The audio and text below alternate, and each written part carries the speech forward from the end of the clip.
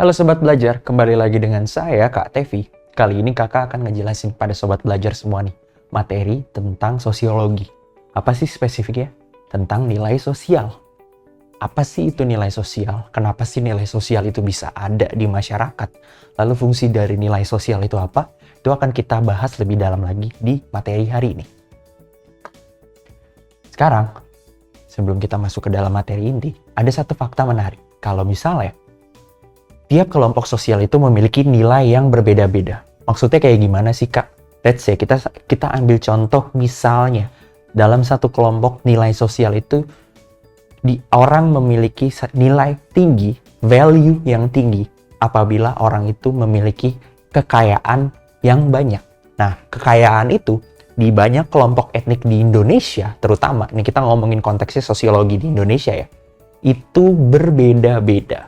Kakak ambil contoh, misalnya, bagi orang Toraja, kalau dia punya kerbau lebih misalnya dari 5 ekor, atau misalnya dia punya peternakan kerbau deh gitu, itu dianggap orang kaya. Dia memiliki nilai atau value yang lebih daripada orang biasanya. Kenapa Kak? Kok gitu? Kok bisa kerbau sih?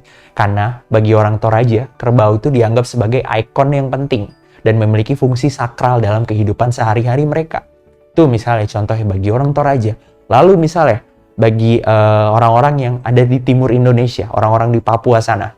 Salah satu contoh hewan yang dijadikan simbol atau status sosial atau yang memiliki value yang tinggi adalah babi hutan misalnya. Kalian tahu kan hewan babi hutan itu apa? Mungkin kalau di Jawa atau di Kalimantan, babi hutan itu dianggap sebagai hewan yang mengganggu. Tapi kalau di Papua sana, babi itu dijadikan sebagai satu ikon. Jadi ibaratnya gini misalnya, kalau ada orang mau melakukan pernikahan, atau misalnya mau bayar hutang adat gitu misalnya, atau misalnya mau melakukan ritual tertentu, babi itu jadi semacam ikon, jadi semacam benda hidup yang memiliki nilai yang sakral dan nilai yang lebih tinggi daripada benda lainnya. Contoh, bahkan di Papua sana, harga 1 ekor babi itu bisa lebih mahal daripada harga 10 gram emas. Tuh kalian bayangin. Jadi di Indonesia, setiap kelompok etnik, setiap suku bangsa itu memiliki nilai value yang berbeda-beda. Coba Sobat Belajar tanyain misalnya sama kedua orang tuanya. Mami orang mana sih etniknya? Papi orang mana sih etniknya? Oh, kalau dari etnik mami atau dari etnik papi tuh nilai apa sih yang dianggap penting gitu loh. Banyak. Ada yang nganggap, oh nilai agama tuh penting. Oh, nilai ini tuh penting. Oh, ternyata bagi anggota suku bangsa kita, posisi atau kedudukan tuh penting dan segala macamnya. Nah, itu Sobat Belajar. Jadi di seluruh Indonesia kita nggak bisa menemukan kalau misalnya ada satu suku bangsa yang memiliki nilai yang sama. Tapi itu yang membuat Indonesia unik.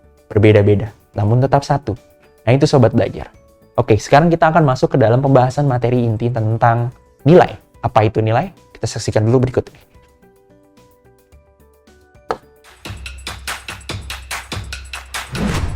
Jangan lupa belajar, karena sekarang belajar itu mudah. Ayo belajar! Nilai itu apa sih, Kak? Fungsinya kayak gimana sih? Pengertiannya apa aja? Oke, nilai. Nilai itu adalah ukuran sikap dan perasaan seseorang atau kelompok yang berhubungan dengan keadaan baik, buruk, benar, salah, suka, tidak suka terhadap satu objek, baik material maupun non-material. Jadi, simpel ya, nilai itu adalah kalau menurut bahasa kakak ya, nilai itu adalah penting atau tidaknya satu hal, sakral atau tidaknya satu hal, lalu kemudian baik atau buruknya itu satu hal. Let's say, ambil contoh misalnya kalau soal nilai. Di sekolah, nilai itu kita mengerti pengertian nilai itu sebagai misalnya sesuatu yang di-quantify, yang dilambangkan dengan angka. Nilai, semakin tinggi nilai Sobat Belajar di sekolah, maka sekolah akan memberikan reward berupa misalnya dijadikan siswa teladan, dijadikan siswa rajin, dan lain sebagainya. Nah, itu kalau di sekolah. Kalau di lingkungan rumah misalnya, Sobat Belajar, bagi keluarga di rumah, nilai yang penting itu adalah misalnya, salah satu pokok penting nilai itu misalnya dari satu keluarga gitu, misalnya kebersamaan, lalu kemudian kejujuran, lalu kemudian rajin sholat atau rajin ibadah. Nah, kalau misalnya sobat belajar di rumah nih ngalamin kalau misalnya, aduh, aku pernah nih Kak, misalnya dimarahin sama mami papiku karena aku nggak sholat, atau misalnya karena aku nggak ibadah. Nah, itu di keluarga kalian berarti ibadah merupakan nilai yang penting dan dianggap sakral gitu bagi keluarga kalian, sobat belajar. Nah, jadi balik lagi seperti yang kakak bilang, nilai itu macam-macam jenisnya, macam-macam bentuknya. Baik yang berwujud maupun yang tidak berwujud. Contoh yang berwujud misalnya, emas. Emas itu dihargai misalnya per 1 gram, let's say harganya tuh 950.000 sekian. Nah, tapi ada mungkin nanti, di masa nanti ketika emas itu udah nggak dihargai lagi. Bisa gitu loh. Jadi seiring dengan perkembangan waktu, seiring dengan perubahan zaman, nilai itu bisa mengalami perubahan. Baik itu dari pengurangan nilainya, decreasing value-nya, atau increasing value-nya, nilainya itu bisa bertambah. Dan ingat ya, nilai itu nggak hanya terbatas sama sesuatu yang bisa kita lihat atau sesuatu yang bisa kita pegang, tapi yang kita alami sehari-hari, yang non-material, itu juga masuk dalam nilai. Nah, kalau menurut para sosiolog nih, nilai itu ada 6 cirinya. Apa aja Kak 6 ciri nilai itu? Pertama, umum dan abstrak. Artinya umum, diketahui oleh banyak orang, dan abstrak biasanya gitu. Jadi kalau ngomongin di sosiologi, biasanya itu nilainya itu nilai abstraknya. Jadi yang nggak bisa dilihat, tapi kita bisa ngerasain. Bahasa simpelnya gitu. Lalu kemudian konsepsional. Konsep, berarti ide, ada di dalam kepala. Lalu yang ketiga ada tidak selamanya realistik. Nah, jadi nilai itu nggak selamanya harus kayak sesuai dengan kenyataannya. Tapi pada prakteknya nilai itu ada yang nggak realistis juga gitu. Bahkan sesuatu yang kita nggak duga-duga, tapi kok bisa dianggap penting, kok bisa dianggap nggak penting gitu misalnya. Nah, lalu nilai itu sifatnya campuran. Jadi dalam satu kelompok masyarakat gitu, nilai itu nggak cuma ada satu doang, tapi ada banyak. Lalu nilai itu cenderung sifatnya stabil. Sukar berubah karena telah melembaga atau mendarah daging. Nah, untuk nge-bridge dari yang kakak bilang tadi, oke, nilai itu sifatnya stabil dan sukar berubah. Tapi, at some point, at some moment, bisa jadi kemudian perubahan itu datang dan merubah nilai yang udah ada sebelumnya. Nah, lalu, kalau menurut Pak Prof. Notonegoro, itu salah satu sosiolog juga, beliau bilang nih, kalau misalnya nilai sosial itu terbagi menjadi 3 bagian. Apa aja bagiannya? Yang pertama, ada nilai material. Apa sih itu nilai material? Yaitu segala sesuatu yang dimanfaatkan untuk memenuhi kebutuhan fisik manusia atau berguna bagi jasmaninya. Nah, seperti yang kakak bilang tadi, misalnya kalau bagi orang Toraja, kerbau memiliki nilai spiritual yang penting. Atau misalnya bagi orang Papua, itu babi. Lalu kemudian banyak kelompok-kelompok etnik lain di Indonesia, kayak misalnya di Nusa Tenggara atau di Sumba sana, kain itu jadi salah satu benda material yang punya nilai penting. Lalu misalnya bagi orang Batak, kain ulos itu juga salah satu benda materi yang punya nilai yang penting banget bagi orang yang baru melahirkan, misalnya kayak gitu. Nah, itu jadi nilai itu ada nilai material, tapi di sisi lain nilai itu ada juga nilai yang vital. Jadi, vital itu yaitu segala sesuatu yang berguna bagi manusia agar dapat melakukan aktivitas atau kegiatan di dalam hidupnya. Nah, balik lagi, material sama vital. Jadi, segala sesuatu yang dianggap vital itu simpelnya penting gitu. Orang itu kenapa kemudian kok misalnya ngomongin lagi nih orang Toraja, kok bisa sih Kak orang Toraja tuh nganggap kerbau itu penting? Bukannya kerbau itu tugasnya misalnya di sawah gitu, membajak sawah, digunakan untuk membajak sawah, lalu kemudian dagingnya bisa dimakan dan segala macam. Oke, betul. Tapi kenapa kemudian kerbau itu bisa penting? Karena kerbau itu dianggap sebagai kendaraan. Ini kalau ngomongin mitologinya ya, kerbau itu dianggap sebagai kendaraan bagi para roh-roh yang udah meninggalkan tubuhnya untuk pergi ke surga. Nah itu, jadi kerbau tuh memiliki istilahnya nilai vital juga gitu. Nah sama benda-benda lain pun yang baik nyata, yang material maupun yang non material itu juga sama, punya nilai vital juga. Lalu ada nilai rohani. Apa sih itu Kak nilai rohani? Nilai rohani itu adalah segala sesuatu yang berguna bagi pemenuhan kebutuhan rohani. Nilai rohani itu di dalamnya ada 4 nilai lagi. Jadi di dalam nilai rohani, di dalamnya ada 4 nilai lagi. Apa aja sih, Kak?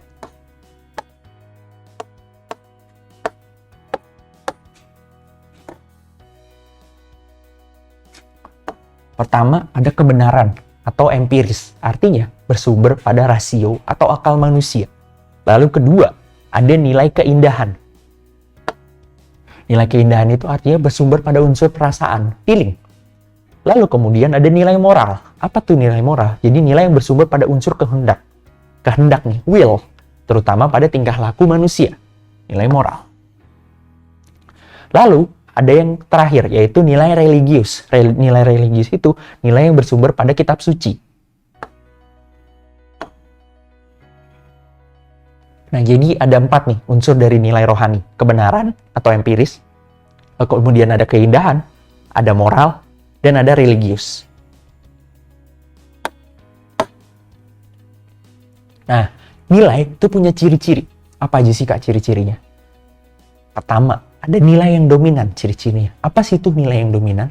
Nilai yang dominan itu adalah nilai yang lebih diutamakan daripada nilai-nilai lainnya.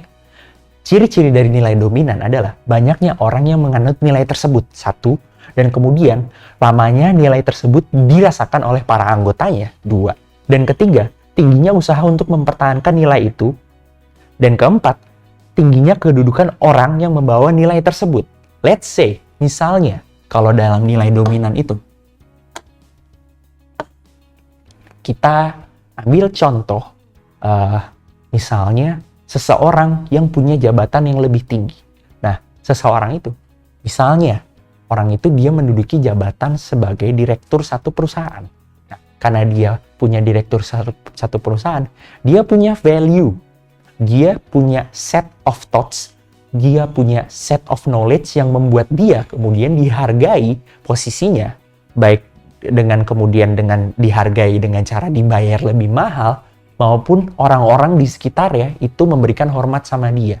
Nah, gimana caranya kemudian si orang tersebut bisa mempertahankan nilainya dia sebagai seorang direktur perusahaan? Ya caranya dengan dia mempertahankan nih, oke, kinerja saya harus bagus, saya harus bisa membawa perusahaan saya untung, bahasa simpel gitu, dan lain sebagainya. Nah, jadi kemudian orang itu punya value yang dominan gitu sebagai seorang direktur perusahaan. Nah, banyak lagi nih macamnya nilai-nilai yang dominan. Contoh, misalnya nilai dominan itu sholat 5 waktu untuk teman-teman yang beragama Muslim, beragama Islam. Nah, sholat 5 waktu itu jadi salah satu nilai yang gak boleh ditinggalin banget kan. Pasti di keluarga kalian juga gitu loh. Sering banget mami, papi, sobat belajar nih kayak marahin gitu. Kamu kenapa nggak sholat? Kamu kenapa nggak sholat ini? Kamu kenapa nggak sholat zuhur? Kenapa nggak sholat asar? Dan lain sebagainya gitu. Atau bahkan kalau misalnya kita lihat banyak yang anak-anak dari kecil gitu misalnya itu semenjak kecil mereka dipaksa untuk sholat, karena sholat bukan dipaksa ya, tapi lebih kepada dididik dengan keras untuk menjalankan sholat 5 waktu. Karena sholat itu merupakan nilai yang dominan. Nggak usah sholat deh, ibadah lah gitu ibaratnya. Bagi agama lain juga.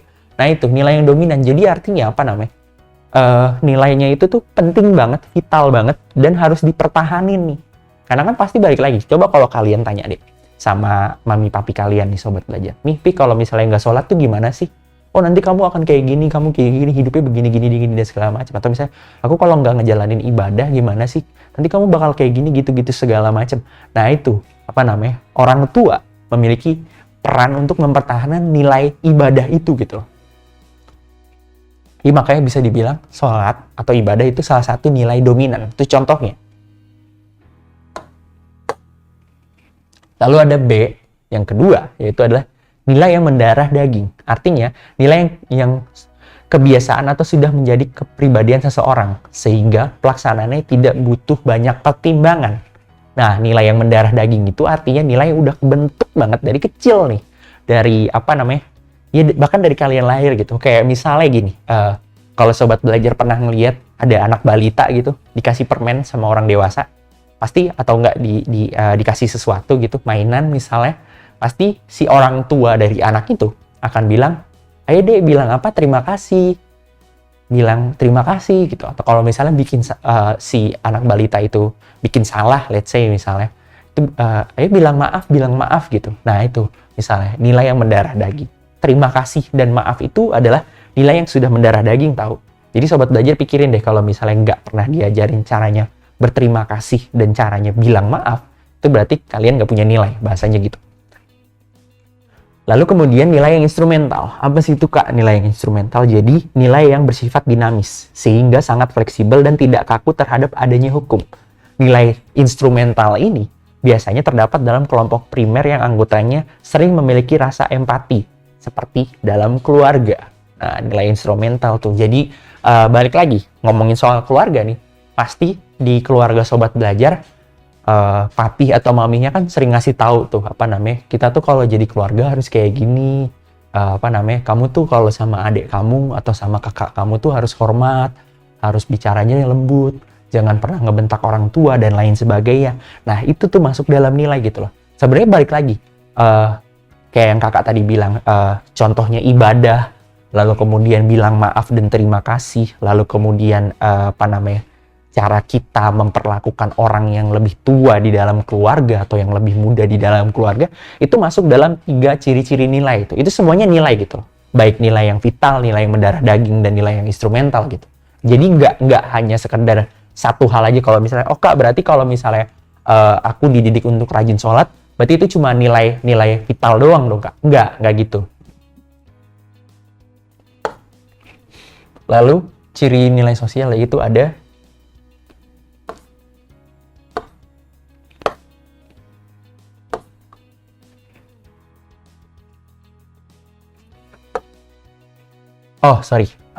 sekarang kita ngomongin nilai berdasarkan fungsinya. Jadi, kalau ngomongin berdasarkan fungsi, nilai itu bisa dikelompokkan menjadi beberapa bagian. Apa aja sih, Kak? Pertama, nilai integrasi. Apa tuh nilai integrasi? Nilai integrasi itu adalah nilai yang akan memberikan tuntutan atau mengarahkan seseorang atau kelompok dalam usaha mencapai cita-cita bersama. Nah, kalau misalnya nih, contoh nilai integrasi, kayak misalnya sobat belajar ikut volunteering. Volunteering apa Kak? Misalnya volunteering untuk kalian ngajarin, sobat belajar ini ngajarin teman-teman kita yang kurang mampu gitu. Let's say misalnya anak jalanan atau anak-anak yang putus sekolah, dengan tujuan dari organisasi yang kalian ikutin itu, sobat belajar punya tujuan supaya semua anak di Indonesia itu punya atau merasakan gimana rasanya belajar gitu. Nah itu yang masuk dalam nilai integrasi. Artinya misalnya di dalam satu kelompok, baik itu di level keluarga ya, maupun sampai di level perusahaan atau di level negara gitu, nilai integrasi itu adalah nilai yang mendorong kita untuk sama-sama mencapai satu hal gitu loh. Pancasila itu juga bisa dibilang sebagai nilai juga. Kenapa kayak gitu Kak? Karena Pancasila kan mendorong kita sebagai warga negara Indonesia untuk selalu menghargai perbedaan, untuk selalu menghargai keberagaman. Lalu yang kedua ada nilai disintegrasi. Apa sih itu Kak nilai disintegrasi? Nilai disintegrasi itu adalah nilai yang hanya berlaku untuk kelompok atau orang di wilayah tertentu gitu loh. Nah jadi sih nilai disintegrasi itu sifatnya tuh etnosentrik banget. Maksudnya gimana sih Kak etnosentrik banget? Nilai disintegrasi itu artinya spesifik. Kalau kakak gambarin, ini ada satu lingkaran, let's say kelompok A di lingkaran ini. Ya udah, nilainya itu cuma dimiliki oleh kelompok A aja nih. Value-nya. Nilai atau value-nya dimiliki oleh kelompok A aja. Bisa gitu Kak? Bisa. Macam-macam penyebabnya.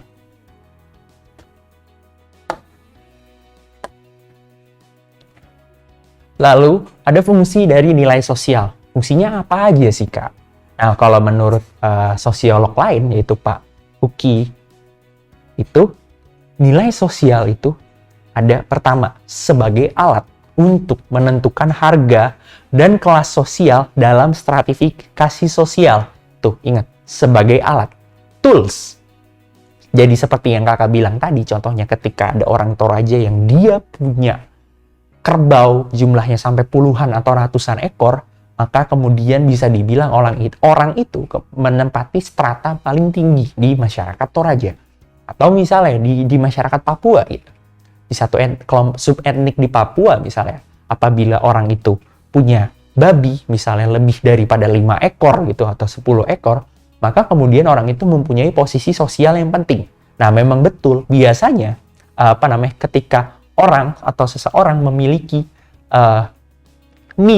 memiliki contohnya kayak tadi kerbau dan babi itu, apabila orang itu memiliki jumlah kerbaunya banyak atau babinya banyak, biasanya orang itu bisa disebut sebagai misalnya ketua sukunya. Nah, itu jadi nilai itu digunakan sebagai alat untuk menentukan harga dan kelas sosial si individu. Nggak cuma individu sih, atau satu hal dalam stratifikasi sosial. Contoh lainnya, misalnya emas. Balik lagi, kita ngambil contoh emas lagi. Emas itu kan di mana-mana kan penting. Dianggap sebagai satu benda yang memiliki nilai yang cukup mahal. Karena emas itu multifungsi. Dan bahkan bisa digunakan sebagai alat tukar emas itu. Nah, apabila seseorang posisi emas itu dalam stratifikasi sosial, misalnya, itu memiliki nilai yang penting gitu loh. Kayak misalnya, ketika seseorang pakai emas yang banyak gitu, lalu akan muncul misalnya pandangan kalau misalnya, wih orang itu kaya gitu, wih orang itu punya banyak duit misalnya, dan lain sebagainya. Nah, lalu yang kedua, nilai itu fungsinya sebagai patokan cara-cara berpikir dan bertingkah laku secara ideal dalam masyarakat. Nah, jadi masyarakat itu atau kelompok itu melihat ke nilai tersebut, melihat kayak misalnya kita ambil contoh balik lagi kayak misalnya ibadah, atau spesifiknya misalnya bagi orang yang umat muslim, sholat 5 waktu. Sholat 5 waktu itu jadi salah satu istilahnya ideal lah gitu loh. Jadi kayak oke, kalau kamu sholat 5 waktu itu kayak kamu sudah menjalankan ibadahmu dengan baik dan benar. Nah, lingkungannya nganggapnya kayak gitu nih, kayak misalnya dalam pelaksanaan sholatnya tuh dalam satu lingkungan, misalnya di RT atau RW tertentu itu ada musola atau masjidnya. Nah, itu sering ngadain misalnya sholat 5 waktu berjamaah.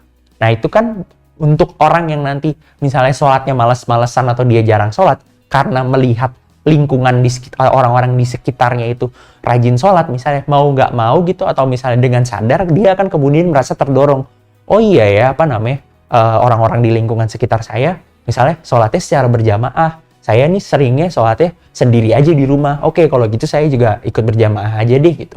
Nah, itu nilai itu dijadikan sebagai patokan nih bagi individu atau kelompok sebagai cara berpikir dan bertingkah laku ideal atau yang baiknya tuh kayak gimana sih. Lalu yang kemudian ada memotivasi manusia untuk berperilaku sesuai dengan peran yang diharapkan guna mencapai tujuan yang diinginkan. Nah, itu jadi balik lagi kalau misalnya let's say di dalam satu lingkungan berbicara terima kasih dan mohon maaf itu ketika berbuat salah itu dianggap penting, nilai yang penting misalnya, nilai yang vital. Lalu kemudian ada seseorang yang misalnya ketika dikasih sesuatu dia nggak bilang terima kasih, dan kemudian ketika dia berbuat salah dia tidak bilang maaf. Nah, itu kemudian lingkungan di sekitarnya itu kan pasti akan nganggap orang itu kayak kamu kenapa sih kamu sebaiknya kalau misalnya dikasih sesuatu atau dibantuin itu bilang terima kasih lah, atau misalnya ketika kamu berbuat salah, bilang maaf lah gitu. Nah, itu nilai itu kemudian bagi si individu yang dikasih tahu itu akan memotivasi dia gitu. Itu akan mendorong dia untuk kayak, oke, saya kedepannya harus kayak gini segala macam. Dan penting untuk dilihat ya, fungsi dari nilai sosial ini nggak spesifik yang pertama, yang kedua, atau yang ketiga. Mereka tuh saling overlap satu sama lain. Jadi kalian nggak bisa ngelihatnya tuh secara divisif. Maksudnya divisif tuh gimana, kayak kalau fungsi nilai sosial emas tuh cuma hanya sebagai alat aja nih Kak untuk menentukan harga dan kelas dalam stratifikasi sosial. Udah gitu aja. Kalian nggak ngelihat kalau emas tuh ternyata dijadikan juga sebagai patokan cara-cara berpikir dan bertingkah laku misalnya. Nah, itu kalian harus ngelihatnya tuh utuh.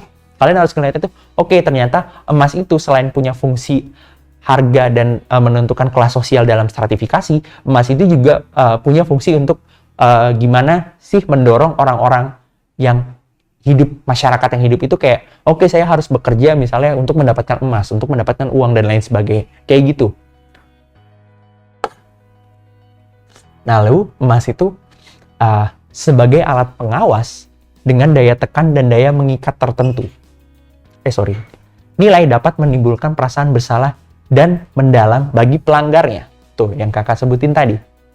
Lalu kemudian nilai digunakan sebagai alat solidaritas di kalangan anggota kelompok dan masyarakat. Artinya, sesuatu yang memiliki value itu juga bisa dijadikan sebagai ikon, dijadikan sebagai simbol. Kayak misalnya, bendera Indonesia, bendera merah putih. Nah, bendera merah putih kan itu kan dijadikan sebagai alat pemersatu gitu loh. Lalu kemudian ada lambang negara berupa Pancasila, itu adalah ikon, adalah simbol gitu. Benderanya pun juga simbol, tapi memiliki fungsi yang sama sebagai alat solidaritas dan menyatukan seluruh warga negara Indonesia, misalnya kayak gitu. Lalu sumber nilai sosial, apa aja sih Kak?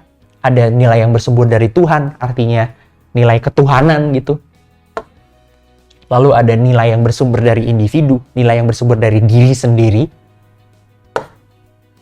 Lalu ada nilai yang bersumber dari masyarakat, artinya kalian sobat belajar nih. Oh, ternyata di lingkungan RT aku tuh ada nilai berupa kerja bakti nih setiap minggu gitu misalnya. Nah, oke sobat belajar, sekarang kita masuk di sesi paling terakhir, yaitu sesi quiz. Seperti biasa, cukup 2 soal aja sih di sesi quiz kali ini. Soal yang pertama, jelaskan nilai sosial yang ada di lingkunganmu. Jelasin tuh nilai sosial yang ada di lingkungan sobat belajar, dan sebutkan nilai sosial apa yang berlaku di lingkungan rumah sobat belajar. Tuh, nilai apa aja? Baik misalnya di lingkungan keluarga atau di lingkungan sekitar tetangga gitu. Lalu yang kedua, jelaskan apa yang disebut sebagai nilai sosial dan sebutkan ciri-ciri dari nilai sosial. Nah, itu sobat belajar. Jadi, kalian jelasin tuh, tadi kan kakak udah kasih tahu apa aja nilai sosial. Lalu kemudian ciri-cirinya kayak gimana aja sih. Nah, oke, gitu dulu kalau gitu di pertemuan kali ini. Sampai bertemu di pertemuan berikutnya sobat belajar, karena belajar sekarang itu mudah. Ayo belajar. Jangan lupa belajar, karena sekarang belajar itu mudah. Ayo belajar.